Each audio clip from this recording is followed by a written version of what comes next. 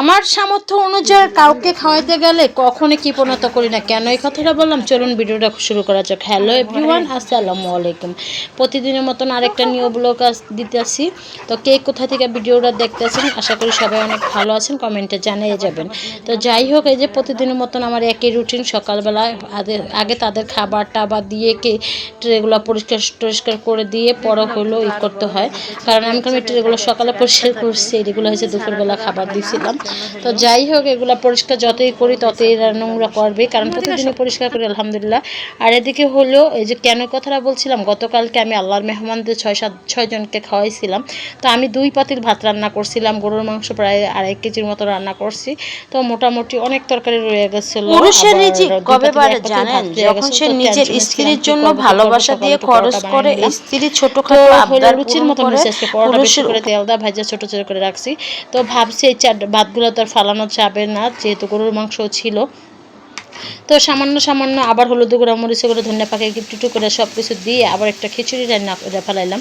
কারণ কাউকে খাওয়াইতে গেলে যদি কৃপণতা করে, এটা করে আল্লাহ পাক কখনোই খুশি হয় না আমার জানা মতে। কারণ আমি সবসময় চেষ্টা করি কেউ বাসে মেহমান আসুক, কেউকে মানে যদি কোনো শুক্রবার কোনো আল্লাহর মেহমানদের খাওয়াই, কখনোই আমি কৃপণতা করি না। কারণ হলো এটা আমার কাছে ভালো লাগে, সবসময় আমি বেশি রান্না করার চেষ্টা করি আমার সামর্থ্য অনুযায়ী। আমি যে একবার কুঠুপতি এরকম আমি কখনোই বলি না, যে আমার সামর্থ্য অনুযায়ী আল্লাহ পাক আমার যতটুকু দিয়েছে আমি ততটুকু খাওয়ারই চেষ্টা করি সবাইকে।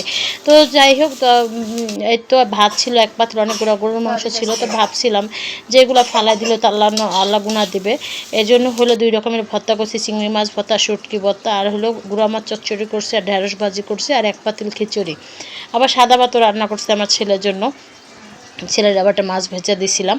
তো যাই হোক, এরকম খাবার কর্ম আমার কাছে বেশ ভালো লাগে। তা ভাবছিলাম ভাতগুলো কী করবো, একটা টেনশনে ছিলাম, কিন্তু মানে বুদ্ধি খাড়ে রান্নাবান্না করে ফেলাইছি। তো এই তো রান্না করার পর একটু মানে খাওয়া দাওয়া শুরু করে দিয়েছিলাম। মানে অনেক মজা হয়েছিল খাবারটা, যেহেতু আল্লাহর রহমতের খাবার, বরকতময় খাবার। কারণ এই খাবারগুলো এখন বরকতময় হয়েছে আমার, কারণ সবাইকে খাওয়াইয়া যে খাবারটা বাচ্ছে আল্লাহর রহমতের খাবার। তো এটা দিয়ে আবার নতুন একটা আইটেম করে ফেলাইছি। কেমন হয়েছে অবশ্যই কমেন্টে জানাবেন। কিন্তু খাবারটা আবার হচ্ছে নাগামরিচ আচার নিয়েছি, এত ঝাল, অল্প অল্প করে নিয়েছি, ওরে আল্লাহ ঝাল। আর আমার জামাই খাইছিল জলপের আচার দিয়ে, আমি হচ্ছে নাগামরিচের আচার দিয়ে খাইছি। এত লেটকা খিচুড়ি আমি বরাবরই অনেক পছন্দ করি, মানে একবার পাতলাও না, একবার ভুনাও না, এরকম লেটকা খিচুড়ি আমি পছন্দ করি দেখে আমি রান্না করছি। আর দেখে বিকালবেলা একটু ছাদে চলে গেলাম।